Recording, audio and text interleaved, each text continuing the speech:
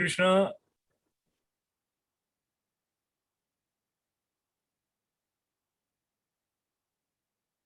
भक्ति को केंद्र में रखते हुए आपके साथ जुड़ने का ये प्रार्थना युक्त जो प्रयास है वो मैं प्रारंभ मौन से और थोड़ा आंख बंद करके कर रहा हूँ। क्योंकि जब हम मौन होते हैं, मौन का अर्थ ये है कि बाहर का भी शोर नहीं है, अंदर का भी शोर नहीं है।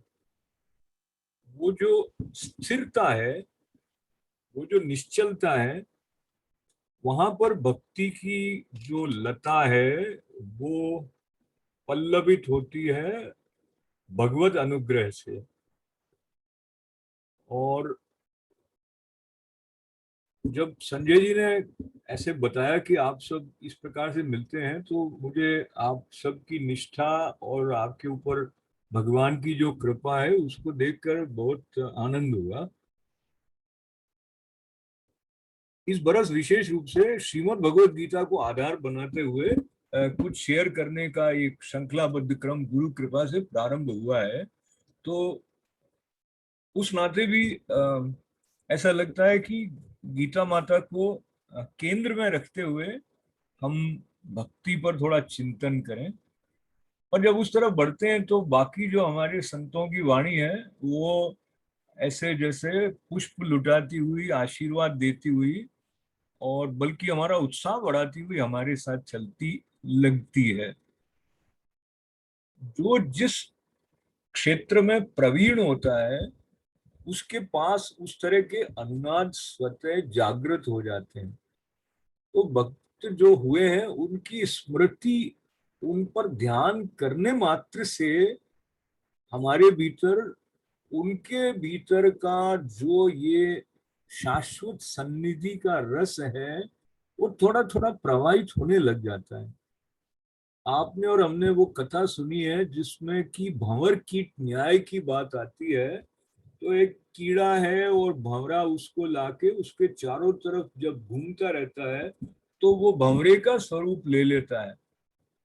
उससे डर के वो उसका चिंतन कर रहा है तो भी उसके जैसा हो जाता है। तो हमारे एक गायत्री परिवार के जो संस्थापक श्री राम शर्मा आचार्य जी हैं, उनका एक वचन मैंने बचपन में सुना था कि जो जैसा सोचता और करता है वो वैसा बन जाता है। तो मैं सोचता था ये तो बड़ी ऑब्वियस सी बात है, ऐसा तो होना ही है।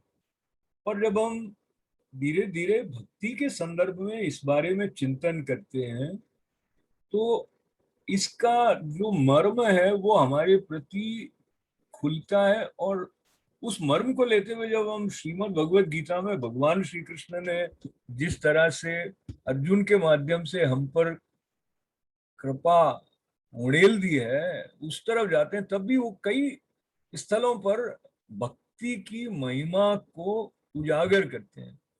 जैसे 9वें अध्याय में भी ये श्लोक आता है और 18वें अध्याय में भी, जिसकी एक पंक्ति उभयनिष्ठ सी है, मन मना भव मद भक्तो मद्याजी माम नमस्कुरु मामे वैश्यसि युक्तत्वैव महात्मानं मत परायण।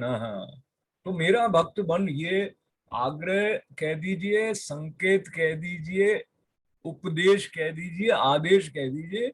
जब श्रीमद् भागवत के माध्यम से भी भगवान हमारे प्रति अनुग्रह करके पहुंचा रहे हैं तो उन्होंने ये भी कृपा करी है कि उनकी भक्ति कैसे की जाए। और भक्ति के मार्ग में जो जो संशय आते हैं, जो जो प्रश्न उठते हैं, उनका निराकरण भी उन्होंने करुणावश किया है।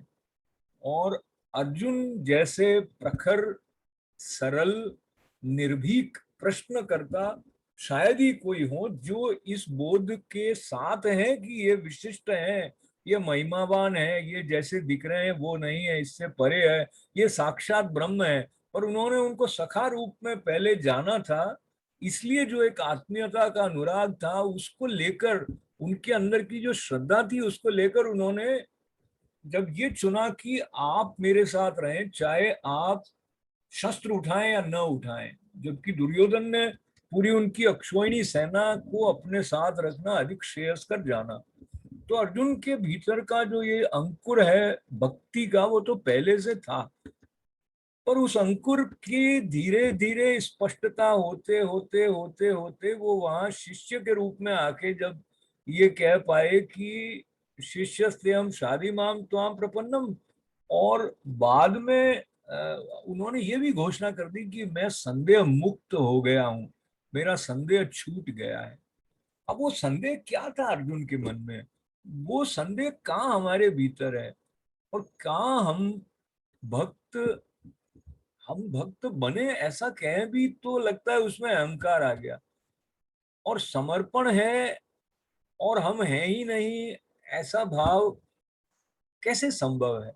तो इस प्रश्न को लेते हुए जहां पर श्री कृष्ण के स्वरूप और किस प्रकार का भक्त उनको प्रिय है, 12वां अध्याय जो कि भक्ति योग है, वस्तुतः जो पूरी भगवत गीता है वो उपनिषद का सार होने के साथ साथ वो योग की श्रृंखला है, और प्रत्येक अध्याय के अंत में योग के संबंध में कोई ना कोई संकेत आ जाता है कि वो पुरुषोत्तम योग है।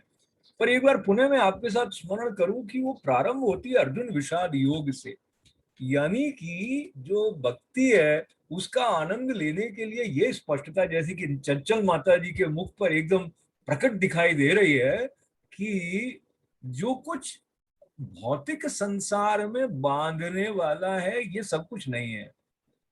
तो ये जो एक वैराग्य का सा भाव है वो कहाँ से किसके भीतर प्रस्फुटित होता है, वो सबकी अपनी अपनी यात्रा है, सबके अपने अपने अनुभव है, सबका अपना अपना प्रारब्ध है। उसके आधार को लेते हुए जैसे जैसे ये स्पष्टता आ जाती है कि कुछ है इससे परे जो कि मेरे इंद्रिय उपकरण के माध्यम से मैं अनुभव कर सकता हूँ, छू सकता हूँ, सुख भोग कर सकता हूँ, उससे परे कुछ है। ये अल्प से हटके जो अखंड है, जो सर्वव्यापी है, उसके प्रति श्रद्धा और उसको अपनाने की जो एक ललक है, कहीं ना कहीं उसको हम वैराग्य के समकक्ष कह सकते हैं।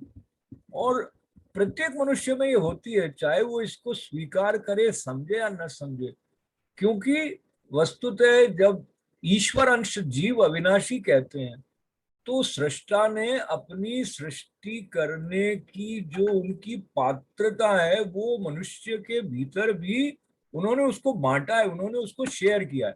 जैसे जूम पर अभी संजय जी ने मुझे इसका को होस्ट बना के मुझे ये पात्रता दे दी कि मैं इसको रिकॉर्ड कर सकूं। तो जो सृष्टा है उसने ये पांचों तत्वों का पिंजरे के रूप में जब हमें बना दिया तो उसने इन तत्वों को हमारे भीतर रखने के साथ साथ अपनी जो विलक्षण संकल्प शक्ति है उसका बीज भी हमारे भीतर रख दिया। तो कहते हैं कि एको हम बहुश्याम, वो एक था और उसने सोचा कि मैं अनेक हो जाऊं, और संकल्प मात्र से सृष्टि हो गई। तो ये जो संकल्प मात्र से सृष्टि होना है वो सिर्फ ईश्वर के लिए ही सुलभ नहीं था, ईश्वर ने हमारे भीतर भी वो रखा है। हम इसको मानते नहीं, हम इसको सजगता से नहीं करते हैं, इसलिए अन्यथा हम सबका अनुभव है, हम जैसा जैसा चिंतन करते हैं वैसे वैसे अनुभव हमारे लिए खुलने लग जाते हैं। जब हम किसी के बारे में बुरा सोचते हैं, किसी के प्रति ईर्ष्या या द्वेष का भाव रखते हैं, तो हमारी जो रासायनिक संरचना शरीर की है उस पर भी उसका प्रभाव पड़ता है। और जब हम प्रफुल्लित भाव में, अहो भाव में, कृतकृत्यता से और अपनी परिपूर्णता के आह्लाद में डूब जाते हैं, तो जो पूर्ण है और जो आप हैं उसका जो ऐक्य है उसकी अनुभूति आपको होती है। भक्ति की क्या विशेषता है कि वो इस ऐक्य की अनुभूति की रसमय धारा को आपके भीतर सतत जागृत रख पाती है। और भक्ति के संदर्भ में जब संतों की वाणी से सुनते हैं तो नारद भक्ति सूत्र पर जो अखंडानंद सरस्वती जी महाराज की व्याख्या है, उस व्याख्या में कहीं कहीं ऐसा भी बताया गया कि जो ज्ञान है वो जब आप साधना कर रहे हैं तो आप उस पथ पर चल रहे हैं, फिर जब आपको स्पष्टता होगी तब आपको वो आनंद, वो ब्रह्म तत्व सुलभ होगा। जबकि आपने शम दम इत्यादि ये सारे जो षट संपत्ति है इसका आधार लेकर अपनी साधना की उस दक्षता को पहुंच गए हो, लेकिन भक्ति में क्या है कि जो साध्य है वो भी आपको पथ में पग पग पर सुलभ है ही है। जब भक्त का मन अपने इष्ट के साथ एक में एक हो जाता है तो ऐसा कुछ भी संसार में नहीं है जिसकी उसको कमी लगे। तो ये जो पूर्णता का भाव है ये कितना विलक्षण है इस संसार में, जहां हमें से अधिकांश जीव जो हैं किसी न किसी कामना की पूर्ति करने के लिए व्याकुलता से, व्यग्रता से, कभी कभी विशेष प्रकार की चिंताओं से घिरे हुए भटक रहे हैं। वो आपका हाथ पकड़ के अपनी गोद में बिठा लेता है जब आपके भीतर की भक्ति की जो धारा है वो जागृत हो जाती है। अब इस बात को लेते हुए हम जब 12वें अध्याय के पास आ जाते हैं तो प्रथम जो श्लोक है उसमें अर्जुन क्या प्रश्न कर रहे हैं। अच्छा, इसके पहले हमें इस बात को भी स्मरण कर लेना चाहिए कि ये एक ऐसे साधक है जो प्रखर है, जो सत्यनिष्ठ हैं, जो साहसी हैं, जो वीर, बल्कि अपने युग के सर्वश्रेष्ठ धनुर्धर होने के बावजूद और इस आत्मविश्वास से परिपूर्ण होने के बावजूद कि वो अपने सामने के शत्रुओं का संहार करने में सक्षम है, उनमें किसी प्रकार के भय का भाव नहीं था। और उनको लगा मैं ये सारे मेरे अपने हैं, मैं इनको मार के क्या करूंगा, अगर मुझे ये सब मिल जाएंगे तो भी क्या लाभ है, इत्यादि इत्यादि। तो वो सारे प्रश्नों का निराकरण कर दिया गया है। हम अब वहां पर बात कर रहे हैं जहां पर उनके भीतर की स्पष्टता जो है वो उनको भक्ति के समीप ले आई है, जहां वो समर्पण के अर्थ को जानना चाह रहे हैं, उसका अनुसंधान कर रहे हैं। उस संदर्भ को लेते हुए पहला जो श्लोक है उसमें उन्होंने प्रश्न किया, एवं सतत युक्ता ये भक्तास्त्वाम पर्युपासते ये चाप्यक्षरम अव्यक्तम तेषाम के योग वित्तमा। तो प्रश्न उन्होंने जो उठाया है वो संजय जी के मन में भी आता है और संभव है आर्या जी के मन में भी आता होगा। और आर्या जी का विशेष जो अनुभव आर्य समाज के साथ में रहा है वहां से भी आता है।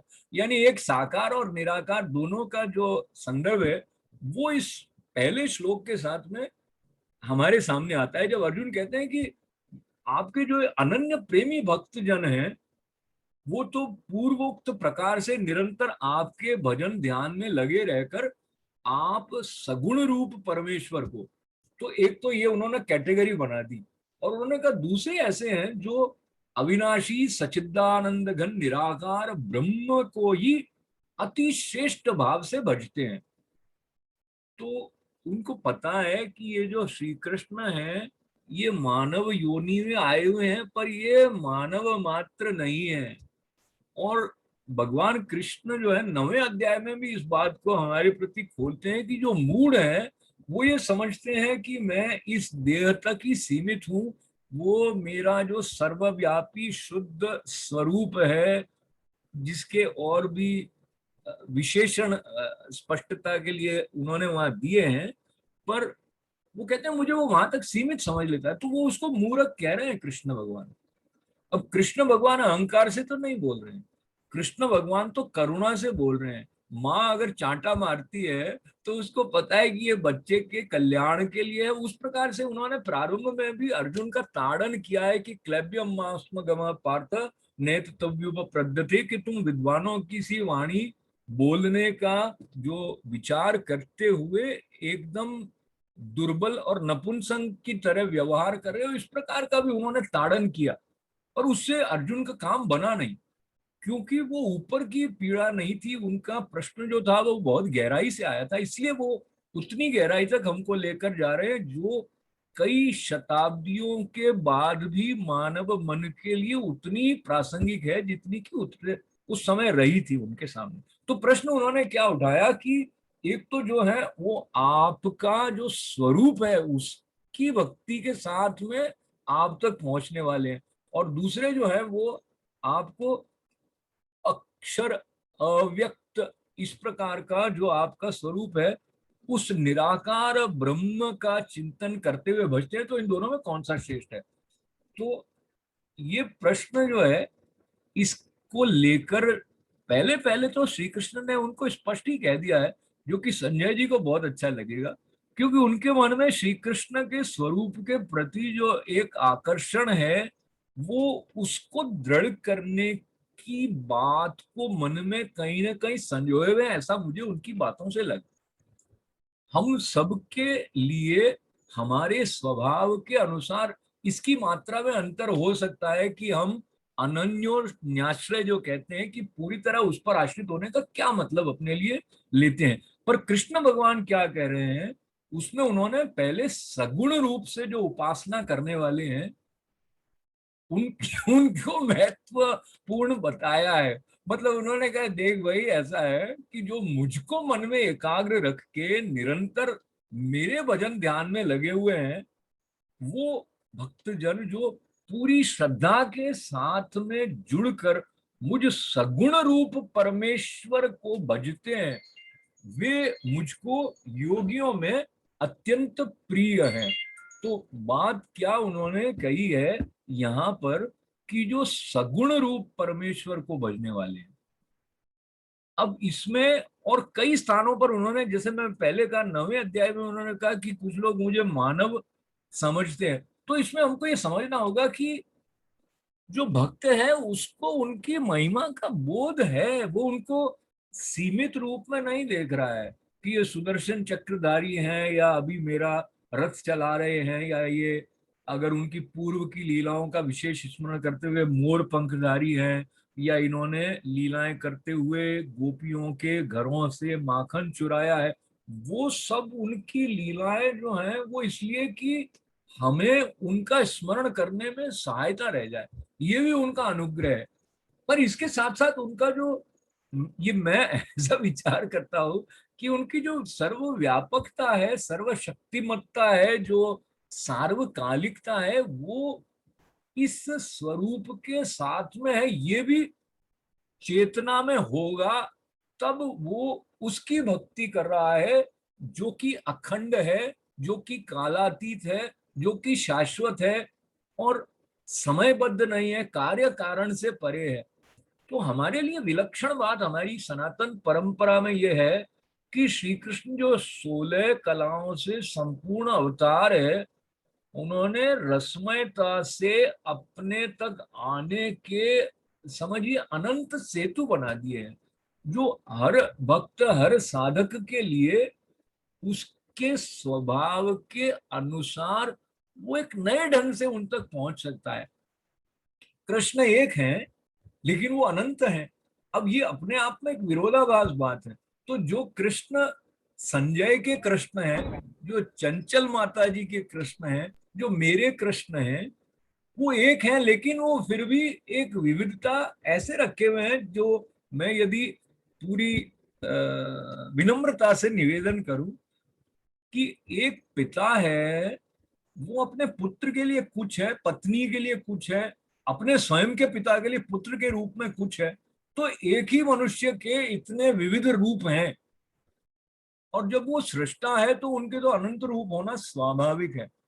मैं ये बात पुनः इसलिए थोड़ा आपके साथ पकड़ रहा हूं कि अगर कोई दूसरा अलग ढंग से पकड़ता है तो ये भी ईश्वर की महिमा का द्योतक है। और ये मुझे लगता है कि हमारी सनातन परंपरा की विशेषता है कि वो इसको न केवल स्वीकार करती है बल्कि सम्मान के साथ इस विविधता का सत्कार करती है। इसीलिए हमारे अंदर सारे जगत को अपनाने वाला उदात्त भाव है। हमारे भीतर जो सर्वात्म भाव की बात है वो कृष्ण भगवान ने श्रीमद् भगवत गीता में भी कही है। तो मैं इस 12वें श्लोक का आधार लेते हुए जब थोड़ा और आगे बढ़ जाता हूं तो उसमें जहां जहां उन्होंने बताया कि किस प्रकार का भक्त उनको प्रिय है, मुख्यतया ये बात इस श्लोक में जिस तरह से स्पष्ट है वो हमारी साधना में बहुत सहायक होने वाली है।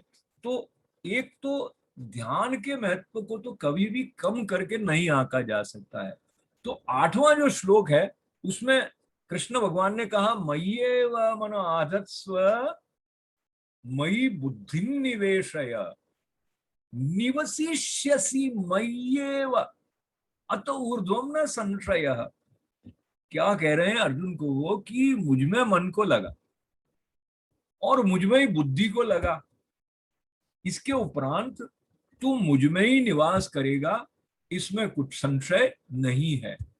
इस श्लोक पर थोड़ा मनन करें हम अपने अपने तौर पर तो एकदम ऑब्वियस सी बात है, ऐसा लग सकता है, पर इसकी जो गहराई है, इसमें जो उनकी करुणा का आलोक छलछला रहा है, उस तक हम विनम्रता से समर्पण के साथ पहुंचे। तो वो ये कह रहे हैं कि मय्येव मन आधत्स्व, और पुनः ये स्मरण करें कि ये कोई सीमित सत्ता नहीं है, साक्षात पद्मनाभ की वाणी है। तो जो विराट है वो हमारे लिए ये बात जब खोल कर कह रहा है कि मय्येव मन आधत्स्व, मुझ में मन को लगा। अब 12वें अध्याय में आके जब वो ये बात कहते हैं कि मुझ में मन को लगा, इसके पहले उन्होंने ये विधि बताई है कि मुझ में मन को कैसे लगाएगा। तो हमारा मन जो है वो चंचल है, और कृष्ण भगवान के सम्मुख अपनी इस सीमा को व्यक्त करने में अर्जुन ने कोई संकोच नहीं किया है कि मन ऐसा भागता है कि उसको पकड़ना तो हवा को पकड़ने जैसा मुश्किल है। तो प्रारंभ में उन्होंने उसका भी निराकरण करते हुए इस बात को माना है। उन्होंने कहा हाँ, अर्जुन जो कह रहे हैं वो सही है कि ये मन ऐसा है, चंचल है, भागता है। तो मन के साथ इंद्रियों के संबंध की बात भी आई है, तो इंद्रिय निग्रह की महिमा को भी वो पहले बता चुके हैं। और मन के नियंत्रण करने के लिए, मन को साधने के लिए जो उन्होंने दो मुख्य बातें कही है वो अभ्यास और वैराग्य बताई है। तो अभ्यास जितना करेंगे उतना उतना मन हमारा उस तरह से, जो कि भक्ति की परिभाषा में हम बार बार सुनते हैं कि हमारा ध्यान एक तैलवत धारा में, उसके स्मरण के साथ में हमारा जो चिंतन, हमारा मन है वो उसकी तरफ प्रवाहित हो रहा है। और अखंडानंद सरस्वती जी महाराज और अन्य संत इसको बहुत स्पष्ट करते हैं कि पानी क्यों नहीं का, धारा जो प्रवाहित होने वाली है तो तैलवत क्यों का, क्योंकि तेल की जो धारा होती है वो अटूट होती है, उसमें एक निरंतरता है। पानी है तो वो टूट टूट के बह सकता है। तो ये जो एक अटूट धारा की तरह हमारे स्मरण का जो प्रवाह कृष्ण के स्वरूप के ओर प्रवाहित हो रहा है, वो बात तब होगी जब हमारा मन उनके ध्यान में लग जाएगा। तो ये एक छोटी सी पंक्ति जो इस श्लोक की 4 बातों में से एक है, मय्येव मन आधत्स्व, तो वो जितनी सरल लगती है उतनी सरल है नहीं, क्योंकि हमारा मन सचमुच चंचल, माता जी की तरह चंचल है। तो वो भागता रहता है, वो कई दिशाओं में भागता है। तो उसको कैसे रोकें? तो उन्होंने कहा भगवान नाम जो है वो सर्वश्रेष्ठ उपाय है। ये अन्य स्थानों पर भी आया है, हमारे परंपरा में हमारे जितने भी ऋषि हुए हैं उन्होंने भी इसकी महिमा को बताया है। और वही बात श्री कृष्ण भगवान के मुखारविंद से यहाँ पर प्रकट है कि मय्येव मन आधत्स्व। और मन और बुद्धि में क्या अंतर है? तो ऐसा बताते हैं कि जो बुद्धि है वो निश्चय करती है, विवेक का संबंध बुद्धि के साथ में है। निश्चयात्मिका जो बुद्धि है उसने ये निश्चय कर लिया कि मेरा लक्ष्य क्या है। हमारा जो पूरा वांग्मय है भारत का, वो मानव के लक्ष्य को स्पष्ट करके उसके बाद या उसके साथ उसको साधना का पथ बताता है।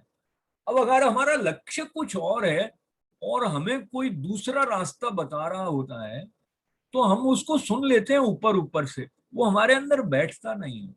हम जो एक औपचारिकता के नाते कोई अगर हम किसी का सम्मान करते हैं, उसने जो बात कही हम सुन लेते हैं, उसी तरह से हम शास्त्रों को भी ऊपर ऊपर से सुन लेते हैं, संतों को भी ऊपर ऊपर से सुन लेते हैं, जब तक हमारा अपने भीतर बुद्धि जो निश्चयात्मिका जागृत होके हमने अपने लक्ष्य को निश्चित नहीं कर लिया। जैसे कितनी बार आपने और मैंने सुना है कि भगवत प्राप्ति हमारे जीवन का लक्ष्य है, पर हमने इसके मर्म को शायद ही समझा हो। हमने उसको एक अच्छे सुंदर वाक्य की तरह लिया, पर भगवत प्राप्ति क्यों? मैं क्यों ना भौतिक समृद्धि की तरफ भागूं? मैं क्यों ना भौतिक सुविधाओं या अपने नाम, अपनी पहचान या अमुक अमुक कार्य के द्वारा जो मेरा अहंकार पोषित होता है उसको छोड़ के मैं यहाँ पे, जहाँ वो मुझे मेरे अहंकार को छोड़ने के लिए ही कह रहे होते हैं, या बल्कि वो छूट ही जाते हैं, तो मैं वहां क्यों जाऊं? तो ये जो लक्ष्य की स्पष्टता है, इसके बारे में संतों की वाणी से, हमारे शास्त्रों से जैसे जैसे हमारे अंदर एक स्थिर भाव आ जाएगा, जैसे हमने राजा जनक की कथा सुनी हो, हमें पता चलेगा कि वो स्थित प्रज्ञ थे, तो स्थित प्रज्ञ की भाषा कैसी होती है इत्यादि प्रश्न भी श्रीमद् भगवद गीता में आए हैं। तो ज्ञान की दृष्टि हो या भक्ति की दृष्टि हो, वो शुद्ध रूप में निष्ठा के साथ जो साधक उसको अपनाता है, तो इन दोनों में कोई भेद नहीं है। तो हमने ऐसा देखा है, जैसे आपके घरों में भी ऐसा रहा होगा, मुझे मेरी दादी का स्मरण है, उनका तो नाम श्याम प्यारी था। उन्होंने 5वीं कक्षा भी शायद नहीं पढ़ी होगी, लेकिन उनके जितना मनोविज्ञान का जो ज्ञान है, वो मैंने बड़े बड़े लोगों में नहीं देखा। प्रेम से सबको अपनाने की जो उनके हृदय की विशालता थी, वो जो जो पीएचडी करी हुई महिलाओं को मैं जानता हूं उनमें है नहीं। तो ये कहाँ से आ जाता है? वो उनकी भक्ति से था, वो उनके नाम के साथ साथ। और मेरा गीता के साथ जुड़ाव उनको गीता सुनाने से शुरू हुआ है। बल्कि जब, ये थोड़ा सा व्यक्तिगत संदर्भ है, लेकिन भक्ति के साथ में मैं अपनी श्रद्धा से दादी जी को याद कर रहा हूँ, तो आप मुझे क्षमा करेंगे, पर ऐसा रहता था कि वो कुछ दिनों के लिए जब हमारे साथ रहती थी, तो 4 बजने के बाद, चाय के बाद वो कहती मुझे गीता सुना, नहीं तो मैं कल चली जाऊंगी। मतलब उनका आकर्षण भी ऐसा था कि वो हमारे साथ रहे। बाकी इस आयु में कहाँ आकर्षण रहता है कि चली जाओ तो बड़ा प्रसन्न होगी, हम चाहते थे ही वो रहे। तो उन्होंने ये नियम बना दिया था, या मैं सुनाऊं या शैला जी उनको गीता पढ़ के सुनाए। तो भगवान के नाम के साथ प्रीति बढ़ाने का जो संस्कार है, वो कितनी सहजता से जो भगवदीय है, वो अपनी ओर से बिना प्रयास किए भी हमारे अंदर डाल देते हैं। तो जब हम कृष्ण के साथ जुड़ने की बात को निश्चयात्मिका बुद्धि से दृढ़ करके इस श्लोक के पास फिर से जाएंगे, मय्येव मन आधत्स्व मयि बुद्धिम निवेशय निवसिष्यसि मय्येव अत ऊर्ध्वम न संशय। तो कहते हैं ऐसा करेगा, मेरे में मन लगा देगा, मेरे में बुद्धि लगा देगा, तो ये आश्वासन दे रहे हो कि फिर मुझ में ही निवास करेगा, इसमें कोई संशय नहीं है। अगर हमारे अंदर भक्ति का रस प्रवाहित हो रहा रहता है और हम उस भाव दशा में होंगे, तो आप देखें ये श्लोक सुनने के बाद में आप ध्यानस्थ हो जाएंगे। क्योंकि जो साक्षात परब्रह्म परमेश्वर है, उसने हमको प्रेम पत्र लिखा है, हमको बुलाया है, हमको कहा है हाथ पकड़ के कि तेरा मन और बुद्धि मुझे दे दे, फिर नित्य मेरे साथ रहने वाला है तू। इससे अधिक हमको कुछ चाहिए क्या?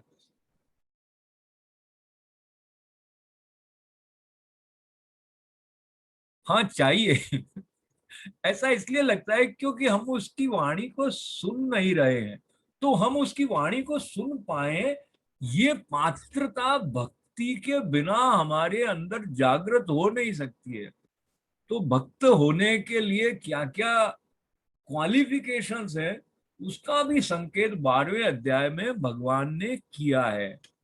तो जैसे मन की चंचलता की बात पहले आई थी, तो इससे अगले ही श्लोक में वो कह रहे हैं, अभ्यास की महिमा बता रहे हैं कि अथ चित्तम समाधातुम न शक्नोषि मयि स्थिरम अभ्यास योगेन ततो मामिच्छाप्तुम धनंजय।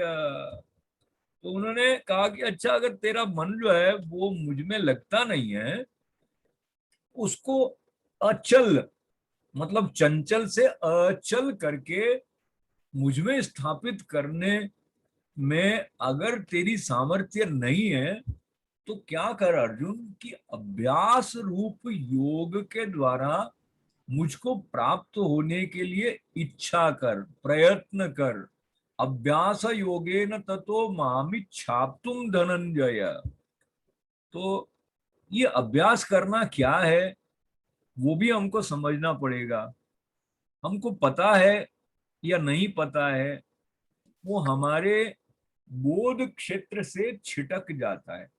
तो अभ्यास क्या करना है, पुनः वहां पर जाते हैं। बात मन की चंचलता की रोकथाम की जो है, उसमें सबसे अधिक सहायता तो भगवान का नाम ही करता है। क्योंकि मन जो है वो बंदर की तरह इधर उधर फुदक रहा है, तो उसको ऐसा सर्वश्रेष्ठ रसीला फल मिल जाए जिसके बाद में उसका दूसरे छोटे मोटे फलों की तरफ आकर्षण जाता रहे। ये अभ्यास जो है वो नित्य भगवान नाम का जप करने से, ध्यान करने से, जो जो हमारे स्वभाव के अनुकूल है, तीर्थ यात्रा करें या अपने भीतर की यात्रा करें, जिस जिस तरह से भी हमारे लिए रुचिकर होता है, वो हमारी साधना एक विशिष्ट होती है। एक तो स्टैंडर्ड बातें हैं, जैसे श्रीमद् भगवद गीता में वो अर्जुन के प्रति कह रहे हैं या अन्य संतों से हम सुनते हैं। और चूंकि मानव देह है, इसका जो कार्यकलाप है वो करीब करीब एक जैसा है हमारा, लेकिन फिर भी क्योंकि हम अनंत की सृष्टि हैं, तो उसने हमारे भीतर भी अनंतता का जो उन्हें विद्यमान किया है, अनंतता को। तो हम सब अलग अलग है, यानी हम सब एक हैं लेकिन फिर भी अलग अलग हैं। अलग अलग से अर्थ ये है कि हमारी एक विशिष्टता है, और ये जो हमारी विशिष्टता है इसमें भी प्रतिबिंब है जिसका उसकी विशिष्टता होने से एक वो नित्य नूतन उसको कहते हैं। उनको नवनीत पसंद है, वो माखन प्रिय है, तो उनको बोरियत अच्छी नहीं लगती है। तो जो भक्त है उसके जीवन में तो रस आता ही है। कहता है रसो वे सह, वो क्या है, विष्णु जो है वो रसमय है। इसलिए अलग अलग जो भक्ति के मार्ग प्रकट हुए, तो जो आचार्यों ने उनके द्वारा भगवान तक पहुंचने का पथ स्पष्ट किया, उन्होंने ऐसा ऐसा तरीका बताया, जैसे हमारी जो इंद्रियां हैं वो सब यूं प्रयुक्त हो जाएं कि हमारी एकाग्रता सद जाए। जैसे चल रहे हैं तो भगवान के स्मरण के साथ चल रहे हैं, बल्कि ऐसा भी है कि जो सांसों का आना जाना है उसमें जो सो हम, तो वह मैं हूं, ये वाला जो भाव है उसको साथ में रखा जाए। अब अभ्यास की बात को लेके आगे चलें तो उन्होंने कहा कि भाई, उन्होंने कहा मतलब श्री कृष्ण ने, उन्होंने अगले श्लोक में कहा अभ्यासेप्य समर्थोसी मत कर्म परमो भव। अब आप देखिए, जैसे अगर किसी बच्चे को पास कराना नहीं, तो अच्छा ऐसे नहीं बेटा तो ऐसे कर ले, देख ऐसे नहीं हो तो वैसे कर ले। तो पहले तो उन्होंने कहा कि मुझ में मन और बुद्धि लगा दे, फिर बता दिया भाई मन और बुद्धि लगाने के लिए अभ्यास कर, अभ्यास। अब बाद में ये कह रहे अच्छा भाई देख समझ ले कि तेरे से अभ्यास भी नहीं होता, अभ्यास भी नहीं होता है, तो क्या करे। तो उन्होंने कहा अभ्यास में भी असमर्थ है तो यूं कर, जो कुछ भी कर रहा है वो मेरे परायण होकर कर, तो उसको मुझको अर्पित करके कर। तो कर्म तो कर रहे हैं, चाहे वो इंश्योरेंस बेचने का काम कर रहे हो, चाहे अमुक जो भी कार्य, मैं टीवी पे कुछ बोल रहा हूँ, या तो क्या है उसमें, या कोई समझिए जिस भी प्रकार का प्रोफेशन है उनका, डॉक्टर है, इंजीनियर है, तो वो कार्य ईश्वरार्पण बुद्धि से करें, ऐसा संकेत इस 10वें श्लोक में है। अभ्यासेप्य समर्थोसी मत कर्म परमो भव। मदर्थमपि कर्माणि कुर्वन् सिद्धिम वाप्स्यसि। तो उन्होंने ये कहा कि जब मेरे परायण होकर कर्म करेगा तो मेरे निमित्त कर्मों को करता हुआ मेरी प्राप्ति रूप सिद्धि को ही प्राप्त होगा। अब इसमें लेकिन मैं कृष्ण भगवान के साथ अपनत्व का जो स्वतंत्रता का अधिकार लेके बात कहूं तो बड़ी चतुराई से, जैसे कोई बहुत अच्छे जो शिक्षक होते हैं वो बच्चे को प्रलोभन देते हुए अपनी तरफ जो पाठ पढ़ाना है वो ऐसे पढ़ा देते हैं कि बच्चे को पता भी नहीं चलता है कि क्या पढ़ा दिया इन्होंने।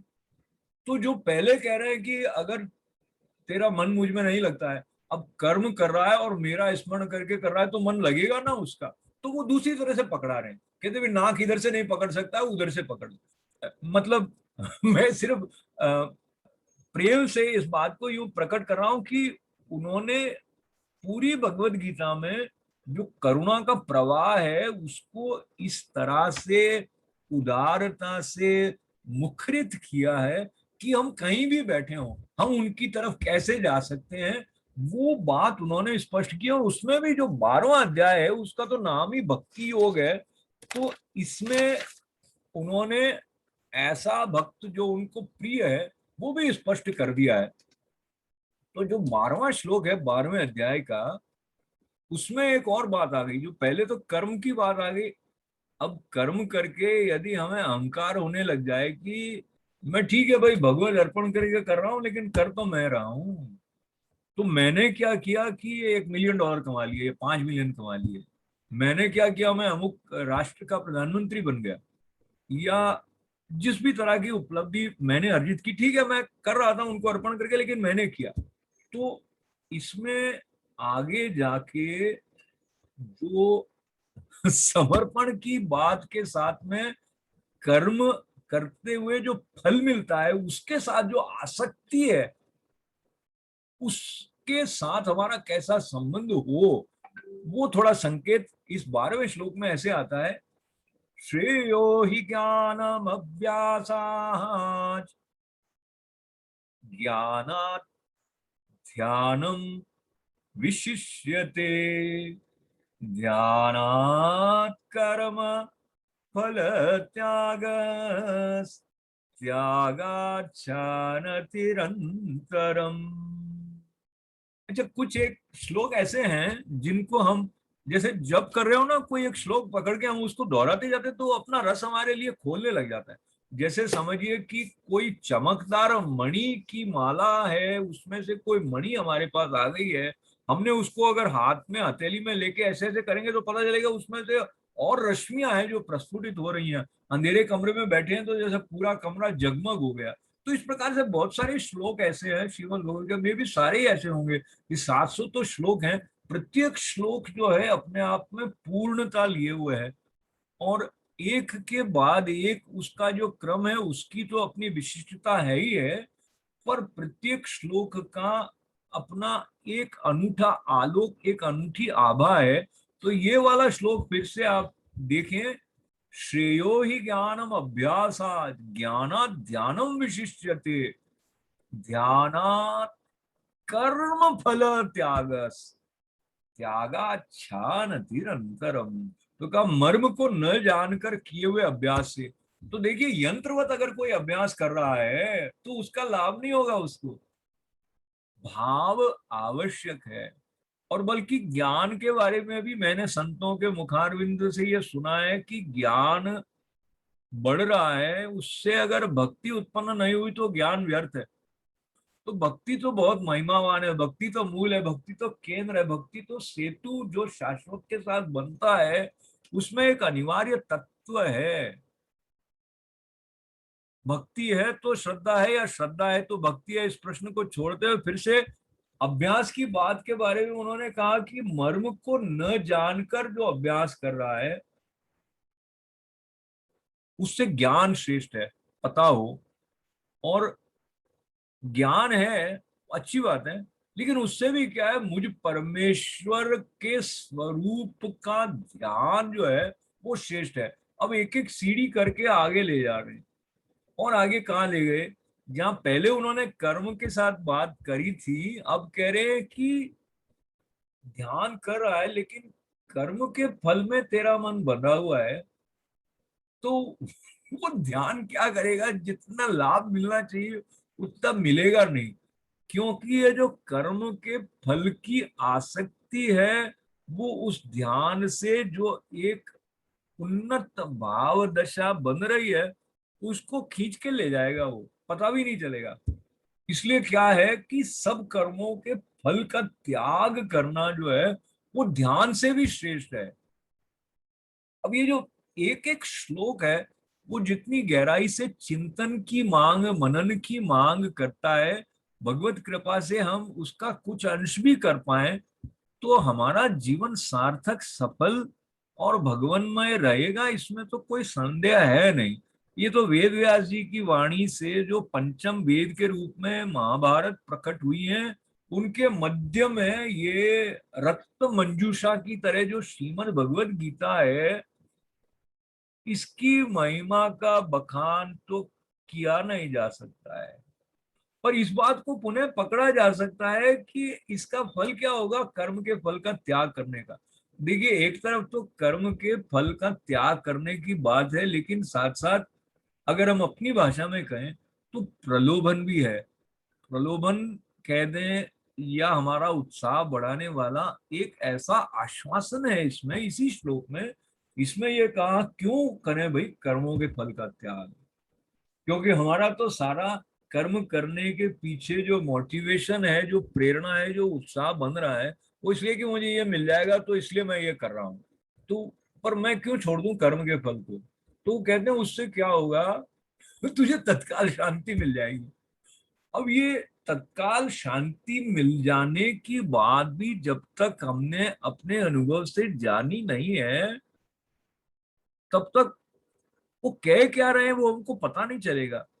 और मैं बिल्कुल ऑनेस्टली जिसे कहते हैं, तो ये बात मुझे भी ठीक से पता लगी नहीं है, लेकिन मुझे हल्का हल्का इसका स्फुरण है कि ये बात है कहाँ ले जाती है ये। हमने अपने आप को बांध रखा है, भगवान ने नहीं बांधा, हमने बांध रखा है। और हम अपने आप को ये स्वतंत्रता नहीं देते हैं कि कर्म के फल का त्याग करके कर्म कर रहे हो। तो इसलिए जो जिस शांति की बात ये कर रहे हैं जो कि तत्काल मिल जाएगी, वो तो हमारे लिए अपरिचित ही रह जाती है। और ऐसा होता है कि अगर कोई महाराजा है, राजा धीराज है, जिसका साम्राज्य, जिसका महल है, और हम वहां उस राज्य में किसी झोपड़ी में रहते हैं, और एक दिन ये पता चल गया कि हम तो उस राजा के साथ संबंधित हैं, और पता लगने के बाद में उसके दरबारी आकर हमको ले गए, और राजा हमारा स्वागत करने के लिए सिंहासन पर बैठे हैं, और सब लोग ये कह रहे हैं कि ये जो कुछ भी है ये सब तुम्हारा है। और हम अपने बड़े संकोच से पांव वहां पे रख रहे हैं, क्योंकि हमको तो भरोसा नहीं है ना। हमें तो लगता है वो झोपड़ी ही हमारी है। तो ये जो शांति है, ये उस सम्राट के द्वारा दी हुई शांति का संकेत है, जिसने ये पूरा वैभवशाली सृष्टि का निर्माण किया है। वो स्वयं हमको कह रहा है कि भाई कर्म के फल का त्याग कर दे, तत्काल शांति मिल जाएगी। शांति कहती है कि मैं उसके पास जाऊंगी जो मुझे प्राप्त करने का अधिकारी है, जो मुझे ग्रहण करने की पात्रता रखता है, मैं उसके पास जाऊंगी। अब इस बात को लेकर मैं एक दूसरी कथा की तरफ आपके साथ बढ़ जाता हूँ, और लक्ष्मी जी का स्मरण कर लेते हैं। और स्मरण करें जो समुद्र मंथन वाला जो प्रसंग है, तो उसमें से अमुक अमुक पदार्थ निकले थे। आपको ध्यान है कि दैत्यों को भी साथ लेके देवों ने वो जो समुद्र मंथन के लिए पूरा जो प्रकल्प था उसको संपादित किया था, क्योंकि उनको बाहुबल की भी आवश्यकता थी, जिसके लिए दैत्यों को सम्मिलित करना अनिवार्य हो गया था। और उसके बाद एक दो पदार्थों का स्मरण कर लें, जिसमें पहले जब उन्होंने एक तरफ वासुकी नाग जो थे, उनके मुख की तरफ दैत्य लोग हो गए थे, उसके पीछे भी कुछ संकेत हैं कि किस तरह बुद्धि का प्रयोग करके और सांप के मुख से क्या निकल रहा था इत्यादि। पर ये तय था कि जब जो अमृत निकलेगा तो उसको बांटा जाएगा। अब वहां भी बांटा कैसे गया वहां तक भी हम नहीं जाएंगे। उसके पहले विष की बात जो आ गई है उसका मैं स्मरण इसलिए कर लेता हूं क्योंकि इसमें भी एक प्रेरक बात है। उन्होंने कहा ये पूरी पृथ्वी नष्ट हो जाएगी जो चर्निंग से विष निकला है।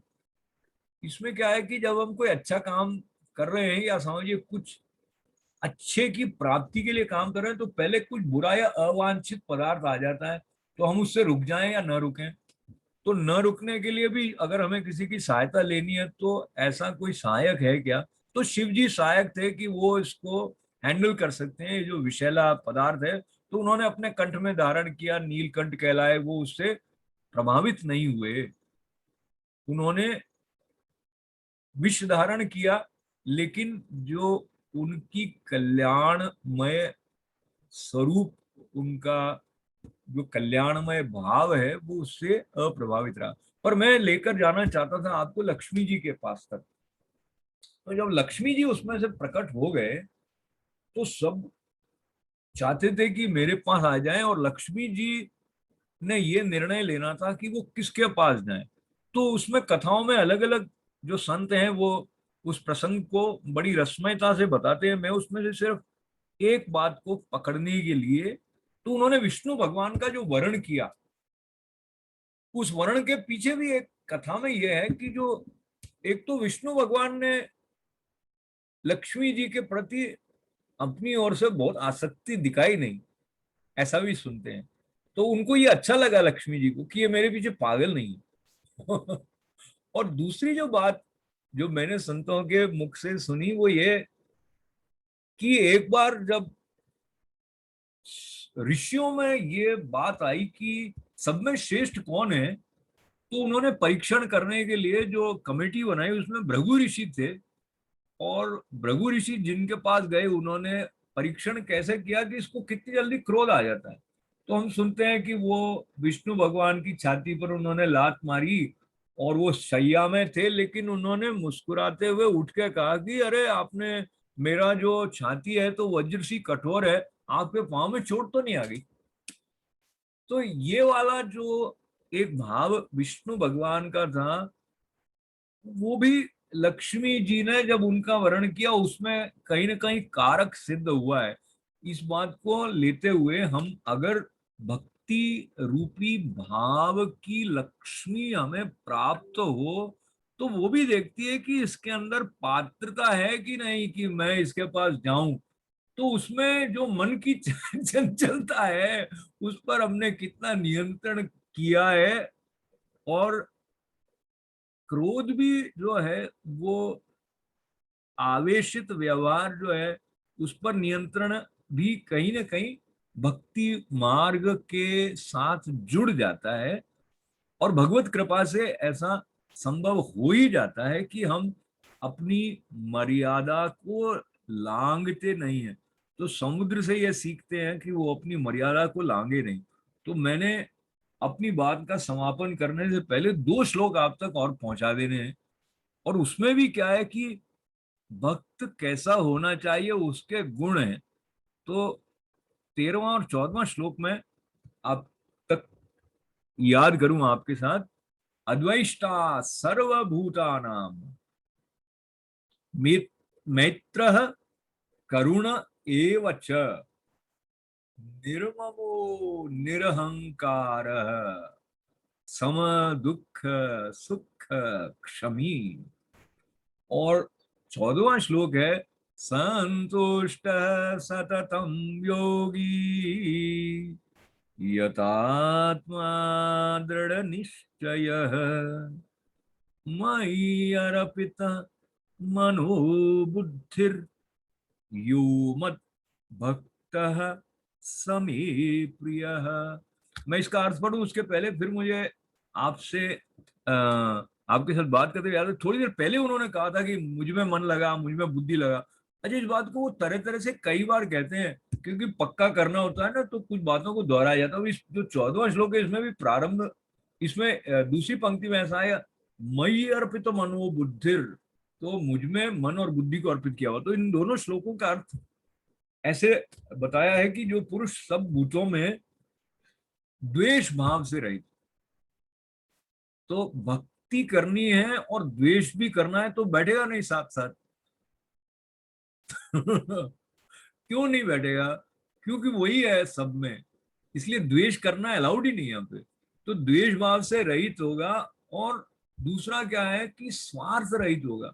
अगर सेल्फिशनेस के साथ में कर्म कर रहे हैं, तो ये हो गया कि हमने अपना घेरा बांध लिया पहले से कि मैं इतना इतना हूं, वो उसको ही तो तोड़ रहे हैं।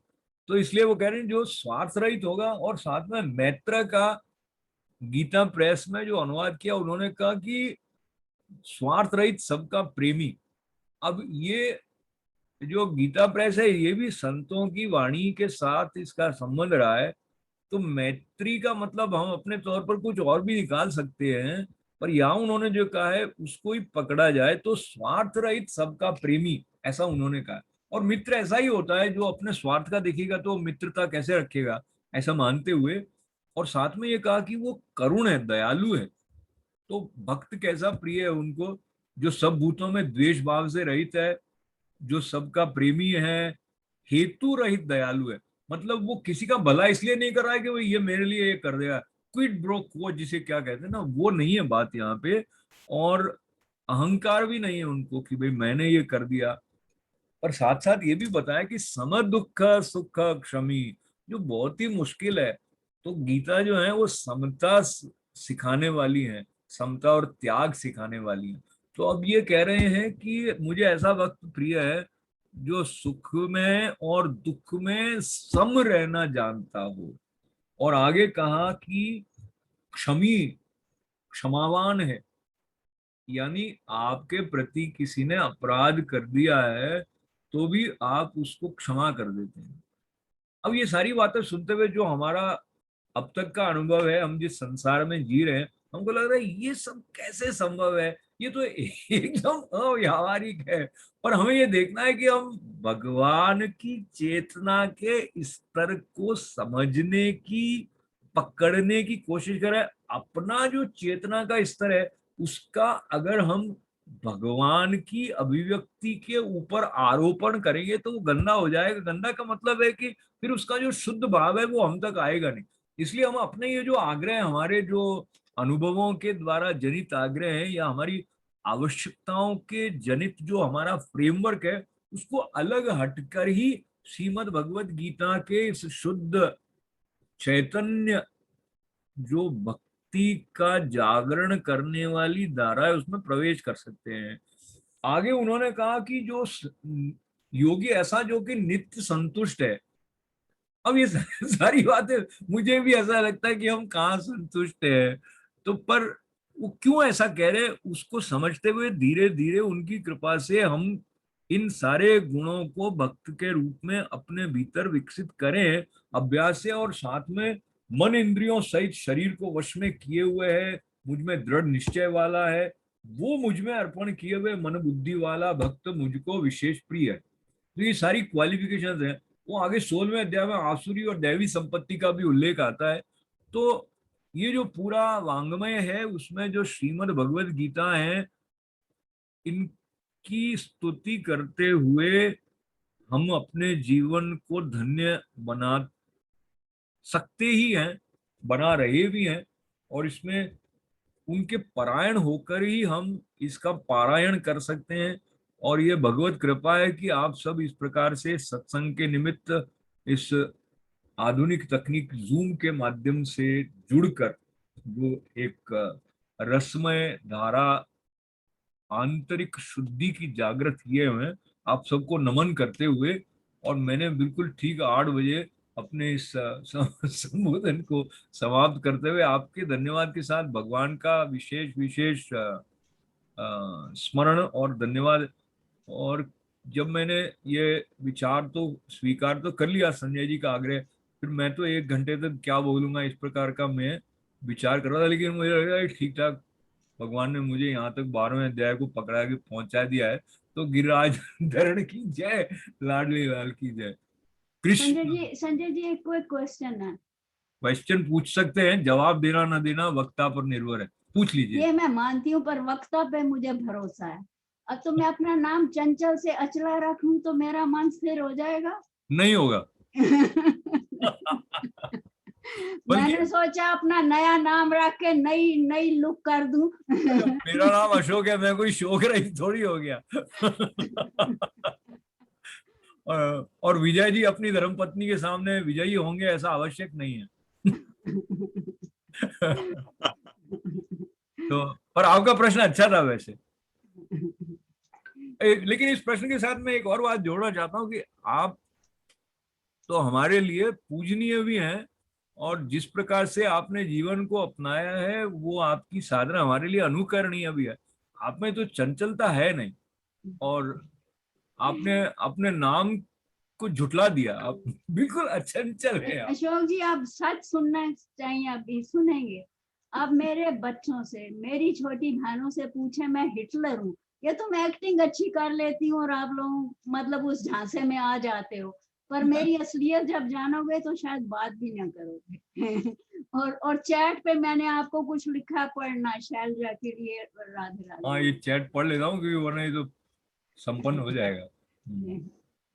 हाँ, रिकॉर्डिंग इसकी अवेलेबल हो जाएगी सर। चलिए फिर ठीक है। और मैंने इसीलिए रिकॉर्ड किया। और हाँ, तो ये तो हो गया। संजय जी आपकी तरफ से।